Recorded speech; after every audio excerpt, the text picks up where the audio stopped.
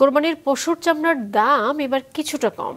লবণে দর বৃদ্ধি, শ্রমিক আর অন্যান্য খরচ বাড়ায় কম দামে চামড়া কিনছেন বলে জানান আড়তদার।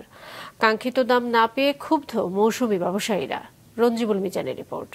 যে চামড়া গত বছর বিক্রি করছি 800, 900, 1000, 1200 টাকা, সেই চামড়া 500, 550 টাকা দাম বলতে আছে। প্রতি বছরই কোরবানিতে পাড়া মহল্লার অলিগলি আর বাড়ি বাড়ি গিয়ে দরদাম করে পশুর চামড়া কেনেন মৌসুমি ব্যবসায়ীরা। এবছর গরুর চামড়া সংগ্রহ করেছেন তারা 4 থেকে 700 টাকা দরে।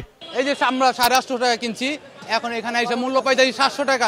চামড়া সংগ্রহে মাঠে রয়েছে মাদ্রাসা আর এতিমখানার শিক্ষার্থীরাও। বড় বড় চামড়া আছে, আমরা তো একটু কম রেটে হলো দিয়ে দেয়া, যেহেতু এই মাদ্রাসাটা গরিব এতিমরা খায় এবং মাদ্রাসা চলেই এই চামড়ার ডোনেশন টাকা দিয়ে। এটা আমি মনে করি অ্যাটলিস্ট 1000 টাকা তো তাদেরকে দেওয়া উচিত।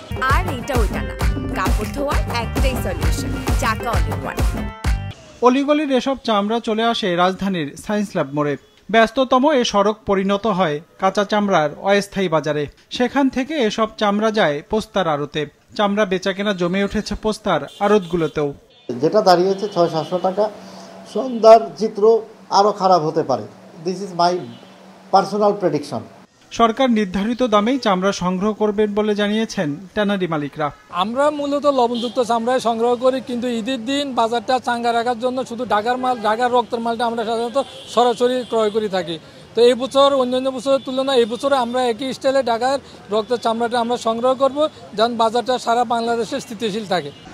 সংশ্লিষ্টদের হিসেবে এবার সারা দেশে সব মিলিয়ে 80 থেকে 85 লাখ পশু জবাই হতে পারে, যা গেল বছরের তুলনায় 15% মতো কম। রঞ্জিবুল মিজান, মাছরাঙা সংবাদ, ঢাকা।